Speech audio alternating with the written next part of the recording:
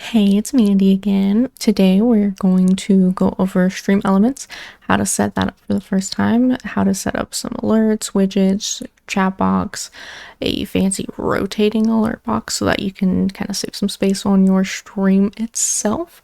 So let's get started. So first you're going to want to go to streamelements.com. I highly recommend Stream Elements over Streamlabs. There's a lot of other options as well, but out of the two, I recommend it. If you've never signed up before, obviously you're going to click sign up. I have, obviously, so I'm just going to log in with my Twitch account. You'll sign up with your Twitch account as well.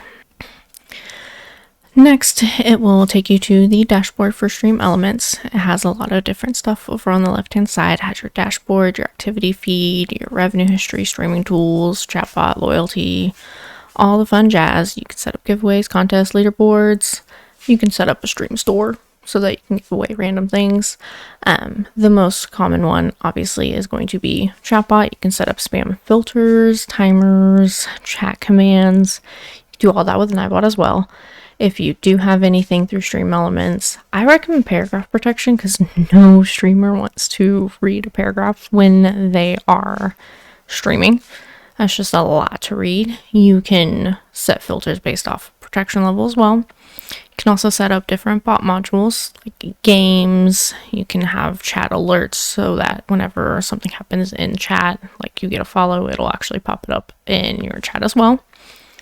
It's kind of nice so that people don't just see nothing if you forget to turn your source on for it. You can set up bot timers so that they'll automatically spam, much like in Nightbot. I have most of mine set up through Nightbot. User management, you can set up to where you can set up super moderators and moderators as well. A lot of chat commands. You can set up a lot of different games that your viewers can actually do while you're streaming. That way they can keep themselves entertained if you're kind of in a lull, or if you're on a BRB screen really fast because you have to go and do something really fast that you don't need the camera on for, all that fun stuff. You can also set up custom commands. I have all of mine set up through Nightbot just so that they're all in one nice convenient location. You can also do revenue. They offer sponsorships. You can set up a merch store through them as well. A lot of their partnerships I haven't participated in because I don't qualify for them, and it's just not my jam. But you can also set up tips so that people can just tip you randomly. You can set up through PayPal or through their own Stream Elements Pay. I have both of them set up because why not? You can choose whichever ones you want to go through.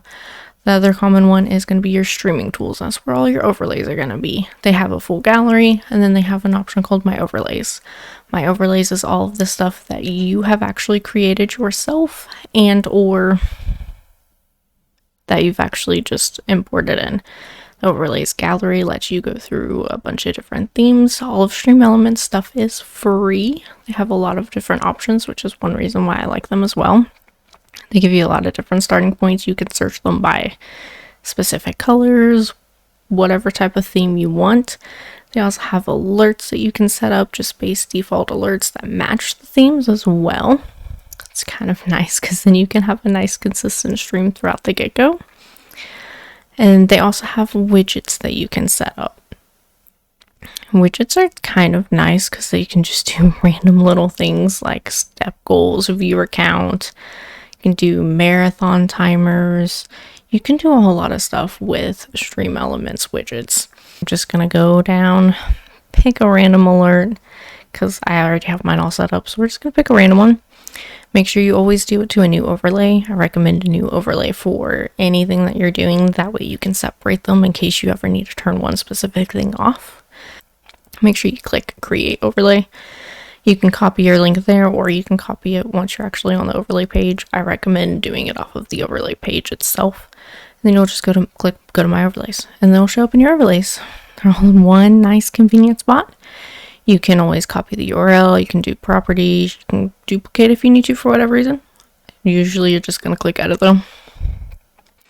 So once you're on the overlays page to where you're actually setting up all the overlays, you'll have the little box that shows where your overlay is actually going to show up.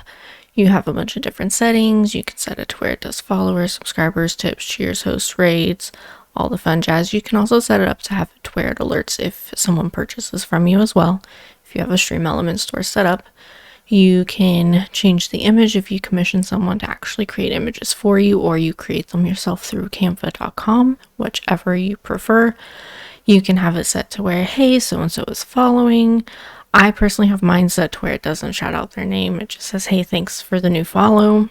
That way people don't feel like they're being called out, because I know a lot of people don't like to be called out. It's all a personal preference though. You can have it enabled to be text to speech, so it actually says it to you in your stream as well. It's kind of personal preference. I don't usually have mine set up to do that because I already have a lot of sounds going on, especially with WoW. You can change sounds per each individual alert. You can change the prescription, position, size, text, all of that. And you can also go in and emulate whatever you're wanting to test out to see how it's going to look and sound for you as well. For example, that one's just a follower. You can test all the different options that you have to kind of see how they're going to look and how they're going to come in on the overlay for you. You can preview it live on your stream if you want to while you're testing it out to see how it's going to look over all of the other stuff that you have going on. Make sure it doesn't overlap anything crazy weird. You can always click the little plus sign. You can add a bunch of different other stuff. I still highly recommend having a different overlay and browser source for each individual item. That way you can have them all set up for different areas and they're not all tied into one, because that just can get a little overwhelming. Make sure you hit save whenever you're done with that. That way you don't have to worry about accidentally messing something up.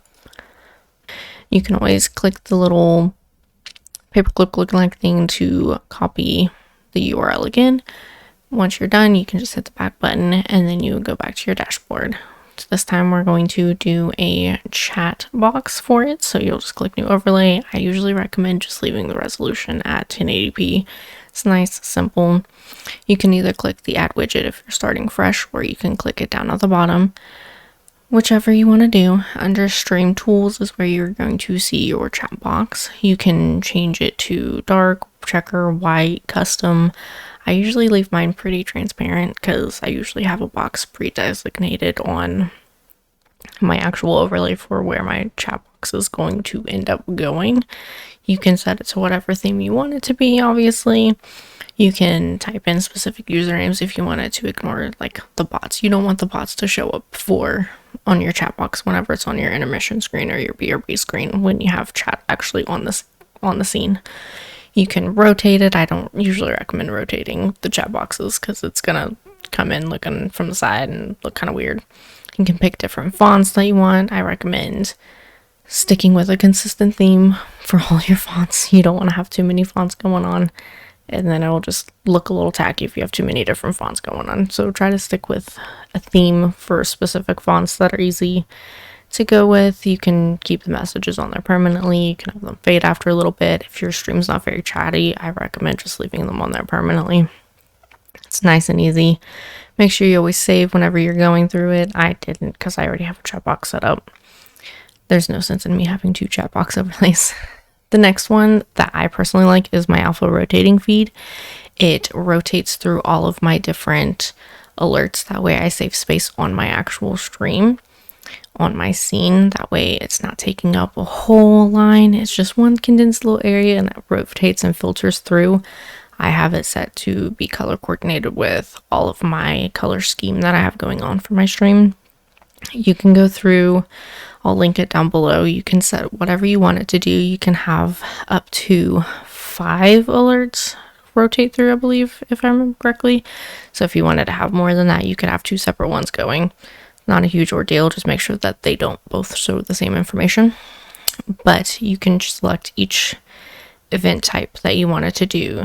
If you only want like 3, just make sure that you turn the other ones off. Pretty simple there. It's nice, easy. You can have it just set to none for the event type if you don't want to have that many going out. And you can also emulate if a new follower or anything is going to pop up. Because if you get a new follower, it's always going to flip right back to that and then continue down its list for wherever it was at in its rotation.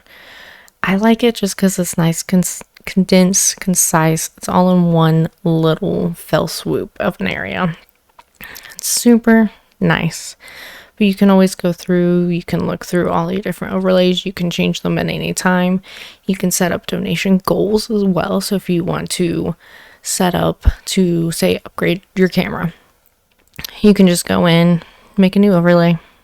I'm an advocate for a new overlay for everything, but you can do it under labels, and then you would go under tips, and then it will actually show goals for you, and you can just set up a tip goal. It's nice, easy. You can change the colors, you can change everything on it that you want to. You can have it show a % of your completion. You can do a condensed version, a simple design. You can set an end date for it if you want to try to raise a certain amount of money by a certain period of time. Say you're doing a charity event, but you don't want to set up through Tiltify for whatever reason. You can literally change everything. If you rotate it, it still is going to keep all of the text the same. It's not going to make it nice and pretty. So it's totally up to you if you want to actually change it or anything. Biggest thing is just making sure that you also change your text to where it is consistent and concise with the rest of your stream, because you want it to actually be cohesive and match. You don't want to go too crazy. Too many different fonts looks weird, but you'll make sure that you copy the browser's URL for that as well once you're done with it, and then you would just take it into OBS and finish it from there by adding a browser source.